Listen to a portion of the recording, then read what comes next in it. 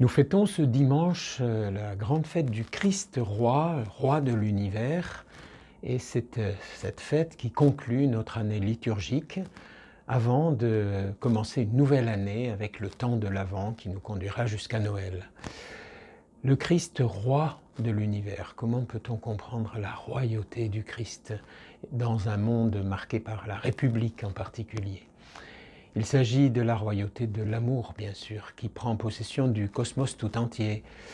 Les Saint Paul et tant d'autres ont compris cette prise de possession de l'univers entier par l'amour de Dieu, par la manière dont le Christ nous manifeste l'amour de Dieu, par exemple en prenant le risque d'aller chercher la brebis perdue, en laissant les 99 autres pour prendre la brebis perdue comme une priorité.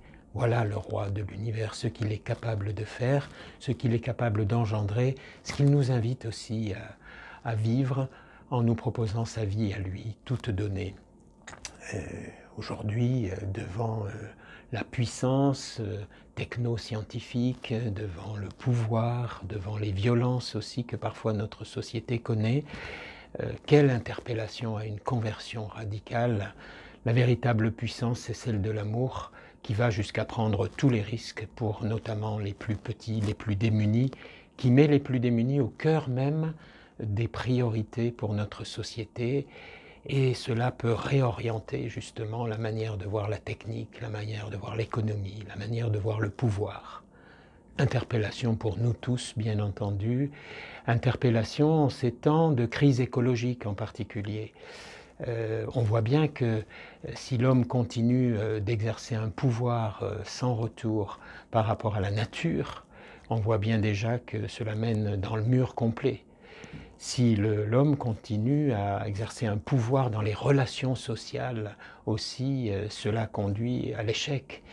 L'écologie intégrale que le pape François nous propose de vivre et que l'Église de France veut prendre de manière très forte collectivement pendant les 3 années à venir, nous dit justement que la clameur des pauvres et la clameur de la nature, c'est une même clameur, et nous mettre au service de faire en sorte que les pauvres soient premiers et que la nature soit préservée et que la nature, nous en prenions soin, comme nous prenons soin des plus pauvres et des relations sociales.